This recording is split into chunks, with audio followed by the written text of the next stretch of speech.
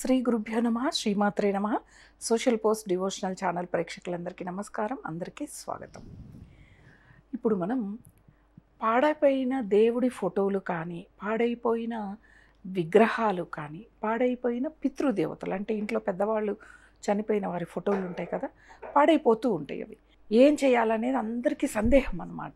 మరి ఏం చేస్తే అనేది కూడా తెలియాలి. చాలామంది ఏం చేస్తారంటే ఏ దేవాలయాల్లో రోడ్డు పక్కనో, దేవాలయాల ప్రహరీ గోడల మీదనో ఎక్కడంటే అక్కడ పడేస్తూ ఉంటారు.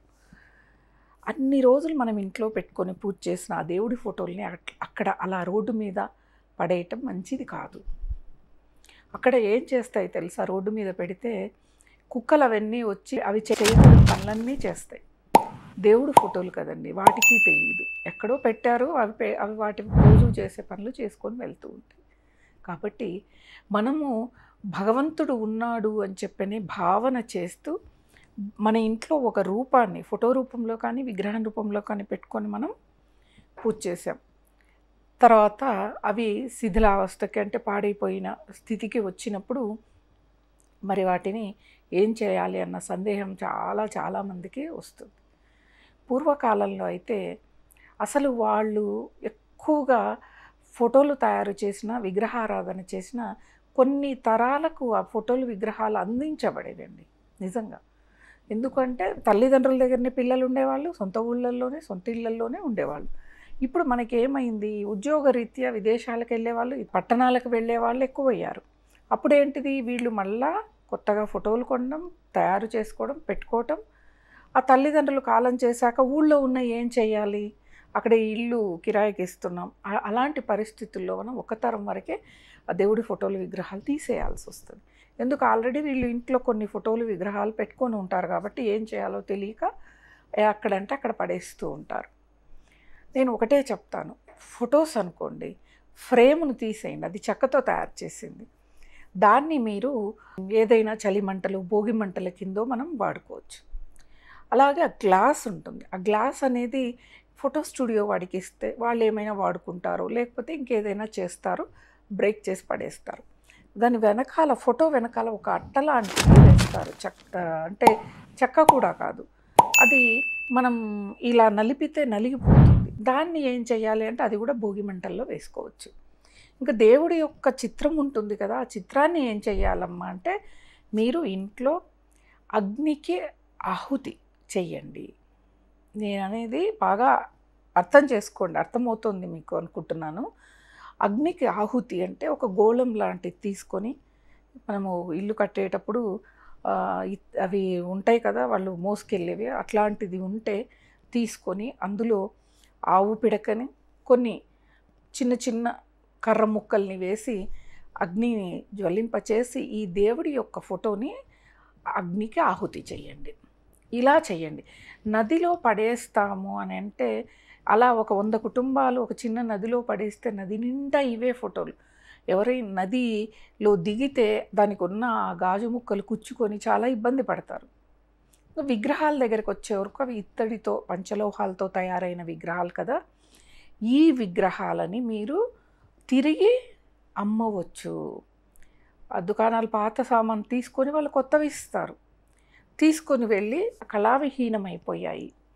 కొన్ని తరాలుగా, కొన్ని ఏళ్ళుగా మేము వాడుతూ ఉన్నాం. అవి తెల్లగా అవటానికి రుద్ది ముఖంలో షేపులు అంటే ముక్కు, చెవులు అవన్నీ ఏం కనిపించవు, నున్నగా అయిపోయి ఉంటుంది స్వామివారి ఫేస్ కానీ అమ్మవారి ముఖం కానీ అనమాట. కాబట్టి అది ఇచ్చేస్తే వాళ్ళు తూకం కింద తీసుకొని మళ్ళీ మనం కొత్తది కొనుగోలు చేసుకోవచ్చు. ఇలా చేయటం చాలా మంచిది మనకి. సరే, ఇవన్నీ కాదు అంటే మీరు నదిలో నిమజ్జనం చేయటం కూడా మన సాంప్రదాయం అనేది ఉంది. మా చిన్నప్పుడంతా కూడా ఇంట్లో దేవుడి మాలిన్యం కూడా ఓ పెద్ద అట్టపెట్ట లాంటిది పెట్టి దానిలో స్టోర్ చేసి ఒక నెలకొకసారి అలా దాన్ని ఆ అట్టపెట్టెతో సహా తీసుకొని వెళ్ళి నదిలో వదిలేసేవాళ్ళు. ఇప్పుడు ఇంకా ఇట్లా పట్టణాల్లో, హైదరాబాద్, బెంగళూరు లాంటి పట్టణాలలో మనకి నదులు అవన్నీ దగ్గరలో ఉండవు. కాబట్టి ఏం చేయాలి అంటే అగ్నికి ఆహుతి చేయండి. అగ్నికి ఆహుతి చేసి వచ్చిన విభూదిని మీరు రోజు ధరించండి. చాలా మంచిది అసలు. ఈ పువ్వులన్నీ కూడా మీరు అగ్నికి ఆ గోళంలో ఒక ఆవు పిడకేసి ఇవి ఎండిపోయి ఉంటాయిగా పువ్వులు అవన్నీ కూడాను అన్నీ అందులో వేసి ఒక కర్పూరం పెట్టి అగ్నిని రగిలించండి. మొత్తం మనకి బాగా అంత విభూదిలాగా వస్తుంది. రోజు ధరించండి. చాలా చాలా మంచిది. అందులో ఆవు పిడకని వేసాం. దాని నుంచి వచ్చే వాయువు ఇల్లంతా ప్రసరింపచేసి మన ఇంట్లో ఉన్న నెగిటివ్ ఎనర్జీని మొత్తం కూడా తీసేస్తుంది. అలా ఈ విధంగా కూడా చేసుకోవచ్చు. విగ్రహాలు వెండివనుకోండి, ఇంక ఇబ్బంది ఏమీ లేదు. ఆ వెండి విగ్రహాలు వేసి అదే స్థానంలో వెండి విగ్రహాలని తీసుకోవటం. సరే అమ్మ, మాకు వెండి విగ్రహాలు వద్దనుకుంటున్నాము, మా పెద్దవాళ్ళు ఎవరో పెట్టారు, మాకు అంత టైం ఉండట్లేదు, అవి నల్లగా అయిపోతున్నాయి, తోడుకోవడానికి ఇబ్బంది, ఏదో 2 ఫోటోలు పెట్టుకున్నాం చాలమ్మ, మా ఇంటి దేవుడు కులదేవతని పెట్టుకున్నాము అని అంటారు చాలామంది. అప్పుడు ఏం చేయాలి అంటే ఆ వెండి విగ్రహాలని వేసి దాని స్థానంలో భగవంతుడికి పెట్టడానికి ప్రసాదం కింద కానీ హారతి ఇచ్చేవి కానీ ఏవైనా ఉంటాయిగా, కొన్ని తీసుకుంటారుగా వెండివి, అవి దేవుడికి సంబంధించినవి, దేవుడికి పెట్టేవి మాత్రమే మీరు తీసుకోవాలి. తీసుకొని అది భగవంతుడికి ప్రసాదం కింద వాటి కింద మాత్రమే మీరు వాడుకోవాలి. అంటే ఆ విగ్రహాలని వాళ్ళు బాగా కరిగించి దాంతో తయారు చేయించుకుంటే ఇంకా మంచిది. లేదు వాళ్ళు మేము కలిపేసుకొని దేవతా విగ్రహాలే మేము తయారు చేస్తామంటే మనం అదే తూకంతో దేవుడికి ప్రసాదం పెట్టడానికో, ఇంకా ఏదైనా దీపారాధన కుందులు పెట్టడానికో అలా అనేకం మనం వాడుతూ ఉంటాం కదా. ఇప్పుడు మనకి వెండివి బిల్వము కానీ పువ్వులు కానీ వెండివి వస్తుంటే అలాంటివి తెచ్చుకొని అదే స్థానంలో భగవంతుడికి ఆరాధనకి మనం ఉపయోగించుకోవచ్చు. ఇలా మనము భగవంతుడి పట్ల భక్తిని ప్రదర్శించి భక్తిని చూపించి ప్రతి పండక్కి ఆ విగ్రహాలకి ఫోటోలకి నైవేద్యాలు పెట్టి ఆ భగవంతుడిని ఆవాహన చేసి ఇన్ని రోజులు మనం భగవంతుడు మా ఇంట్లో పూజా మందిరంలో ఉన్నాడు, మమ్మల్ని అనుగ్రహిస్తున్నాడు అని ఒక ఆలోచనతో మనం ఉండి తీరా అది ఫోటో పాడైపోయాక లేకపోతే విగ్రహం పాడైపోయాక ఎక్కడంటే అక్కడ రోడ్ల వెంబడి అలా పడేయకండి. రోడ్ల వెంబడి పడేయకండి. పడేస్తే మహా పాపం వస్తుంది. అంతే కదా, భగవంతుడు ఉన్నాడని పూజించాం, తీసుకెళ్ళి బయట పడేసాం.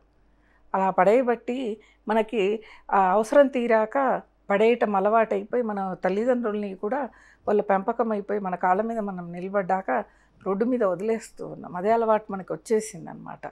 అలా చేయకండి. భగవంతుడైనా తల్లిదండ్రులైనా ఎవరినైనా కూడా మనం గౌరవించడం అనేది మన సాంప్రదాయం. అదే భక్తి కూడాను. భక్తి అంటే ఏంటిది? గంటలు గంటలు నేను తాను ఇన్ని అష్టోత్తరాలు చదువుతా, అన్ని అష్టోత్తరాలు చదువుతా కాదు. ఏంటిది భక్తి అంటే? పెద్దల్ని గౌరవించటం, మనం భక్తిగా పూజ చేసుకోవటం, భగవంతుని పట్ల అమితమైన భక్తి ఉండాలి, గౌరవం ఉండాలి, ప్రేమ ఉండాలి. అదే భగవంతుని మీద చూపించామంటే తల్లిదండ్రుల మీద కూడా వస్తుంది.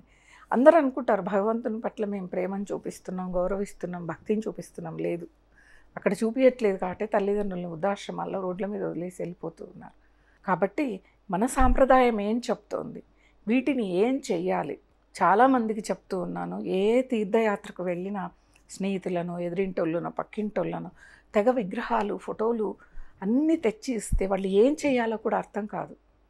ఏం చెయ్యలేక అట్లా షెల్ఫుల్లో పైన కబోర్డ్లలో సంచుల్లో పెట్టేయటం, సంవత్సరానికి ఒకసారి వాటిని దుమ్ము దులుపుకొని మళ్ళీ పెట్టేసుకోవడం చేస్తారు. ఇవ్వకండి. భక్తిగా కొంత ప్రసాదం తెచ్చి ఇవ్వండి. అక్కడ విశేషాలని చెప్పండి, కళ్ళకు కట్టినట్టు. వాళ్ళకి మంచి జరుగుతుంది, విన్న పుణ్యం కూడా వాళ్ళకి వస్తుంది. ఈ విగ్రహాలని షోకేస్లో పెట్టుకోవాలా, పూజామందిరంలో పెట్టుకోవాలా, ఏది అర్థం కాక చాలా తికమక పడి ఇబ్బంది పడిపోతూ ఉంటారు. కాబట్టి ఎప్పుడు మనం ఏం చేసినా కూడా అవతల వాళ్ళకి మంచి జరగాలి, మన సాంప్రదాయాన్ని మనం కాపాడుకోవాలి. ఇవన్నీ మీరు దృష్టిలో పెట్టుకొని ముందుకు కొనసాగుతారని కోరుకుంటూ స్వస్తి.